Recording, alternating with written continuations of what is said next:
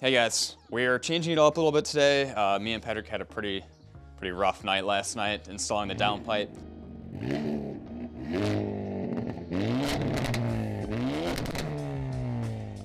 It was awful. But anyways, we're installing some other supporting mods. These cars, for the most part, I don't really want to put a number on it, but they do have fueling issues. So they're DI only, so there's no port injection or anything like that. And they tend to run out, kind of depends, but about like 320 wheel horsepower. You can see if you take logs, there can be some fuel pressure drop. So yeah, obviously to make some more power and also ensure that it's reliable and safe, we're gonna upgrade the fuel pump.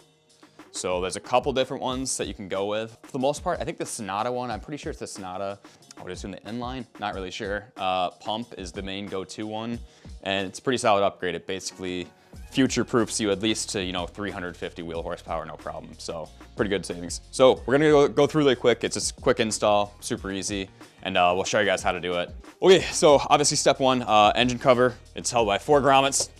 Hopefully you have taken this off at this point. So yeah, easy 4 grommets. Now we need to starve the engine of fuel. This won't hurt anything, it's perfectly fine. So anyways, go to the fuse box, open it up, 2 tabs. I don't know if you can actually see that, but you're looking for that guy, fuel pump. Put that there. All right, and then basically start it up and run it. Should take about, I don't know, 20 seconds or so.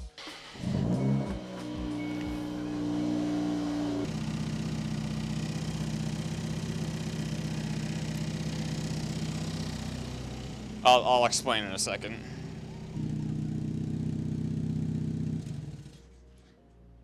Whee! All right, so it took a second to figure it out. So, slight correction. Don't pull this fuse. It looks like this is maybe either just the fuel pump relay or maybe to actually prime it. And then after it's like primed, it just runs out the vacuum pump or something like that. But the one you want to pull is a 20 amp fuse called fuel pump. And it is in this position right here, basically. This guy, right? It would be right here. So pull that, 30 seconds, and it should do it. So, all right, we'll go on to the install. Okay, now, yeah, this is obviously where the fuel pump resides. So a couple things we're gonna do. Let's move this PCV hose.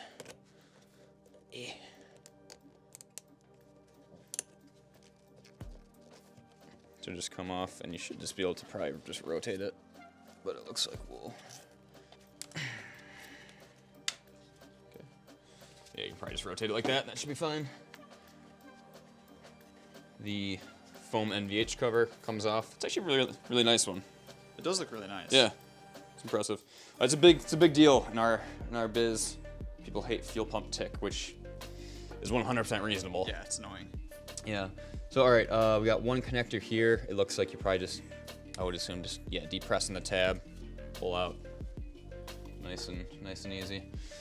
At this point, I'll probably also disconnect the battery just so it doesn't try to prime from now on. All right, and then just good measure, just disconnect the negative terminal of the battery.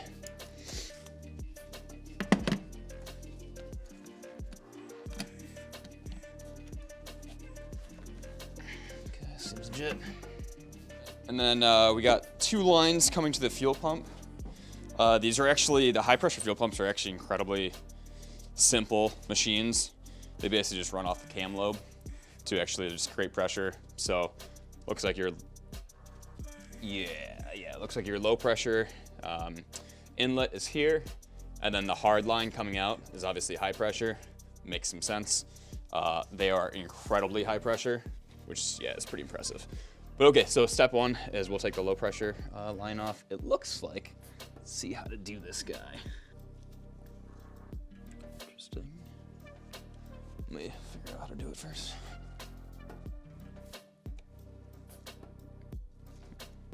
Left trial.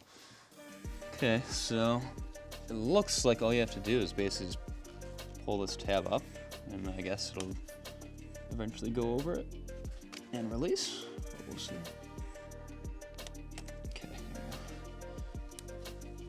Yeah, so, okay, that makes some sense now.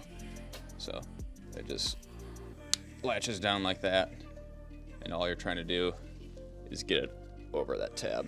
So probably like that would probably be the best, but yeah, small flathead should do it. So yeah, so this one's a little bit different than most quick connects I've seen. It looks like you can actually just do it by hand. So fingers that you have to depress each side simultaneously. Just press it down and off. There's going to be some residual no matter what, so just be ready for that. It's pretty easy to disconnect though. Yeah, no, that's actually really good disconnect. You don't even need a tool for it. It's pretty impressive. So, okay. So we have the low pressure line off. So now let's crack the high pressure. Let me see what size this is. All right, and to do the high pressure, 19 or 3/4, same thing. Actually, yeah. I should let go.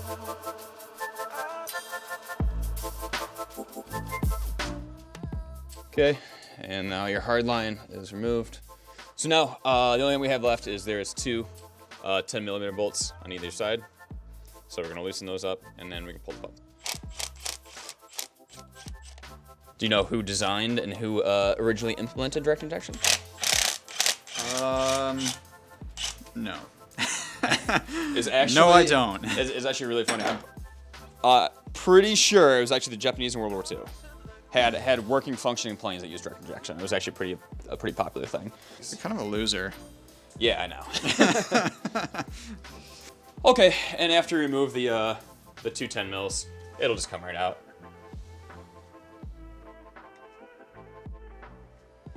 There we go. Okay. So we'll put our 2 pumps next to each other. Externally, you're not really going to see much difference at all, but there is some prep work that we have to do. So here's the 2 pumps side by side.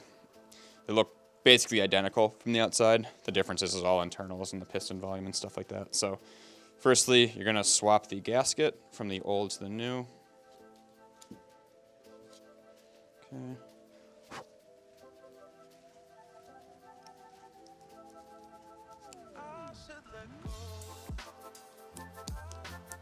Okay, old to new, that's something you definitely want to be able to seal well. We'll keep the electrical connector on like that. It's actually lubed with engine oil, so if you want to just transfer some over, shouldn't really be a big deal. But it'll get oil pretty quickly on the first prime. And yeah, these pumps are actually really dumb. Like there's not really much of anything. All there is like a regulator solenoid, and that's it. That's why you actually don't need a tune or anything for this mod. You just put it in and play because it's just regulating to a pressure. Anywho, all right. So now you're ready to pop this guy in. Same deal. Just careful when you do put it in. Try to have it go down uniformly.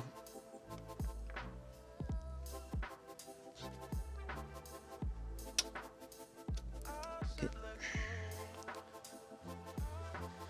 All right. Next step is your 2 10mm. And because you're going to compress the piston a little bit, it looks like it has a little bit of preload regardless. I would recommend cycling which one you do. So, get this one snug, this one snug, this one snug, this one snug, and keep going back and forth. Gotcha. Just so one side isn't cranked up and the other one is like not even in. And I think the torque spec for this is it's like 10 foot-pounds, nothing. I mean, just do it by hand, do it by feel. Not much is gonna, unless you got a really small one, nothing really even goes that low, so. All right, next is obviously replacing the fuel lines. So just butt it up against it and start the nut by hand. And we can remove the nasty paper towel so you guys can actually see. Same deal, you're obviously not gonna get a torque spec on this one, so hand tight, 19 mil. Make sure you got the 2 10mm tight before you tighten this. Okay. All right, again, it's quick connect style, so you'll hear it just, and then it'll be in. Oh yeah. Nice. It's a good click. Noise. Yeah, that's a good click. Then an electrical connector. That's like the easiest mod in the world. I don't know, there's like nothing to this. For a fairly cheap, insurance that you'll have good, consistent fueling, I think this is probably definitely worth it. Yeah. All right, and then same deal. This guy, and it looks like it has a groove right in here. And looks like you just compress it by hand. Looks like just a protection layer, because basically if anything gets under that, you can just... yeah, and then I guess we'll put this line back, and you're done. It's pretty simple. There's not too much to this mod. There's some tuners, like N75 actually like requires you to have it before their quote unquote stage 1 tune, whereas 6 does not, but they obviously recommend it. Okay, so let's turn it on. Remember to put your cover on before you do that. Oh, yeah. Okay, seems legit. And then we're gonna put the fuses back. I'm gonna leave the engine cover off just to check for any leaks and stuff like that. Should be good, but always good thing. Yep, fuse and battery.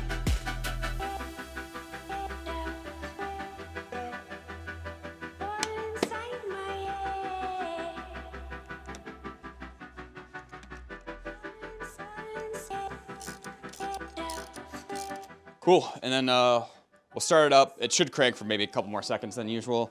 Nothing to be alarmed about. That would be weird if it didn't do that, so.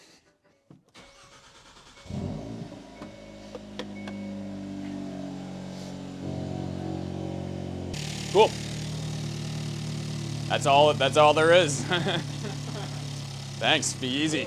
Yep. And by the way, this will do such a big difference. Can you hear it? Hear the ticking, right? Yeah. Makes a big Steeper. difference. Yeah. Steeper. Cool. Done. And then the only thing I might recommend too is make sure that all the surfaces are clean.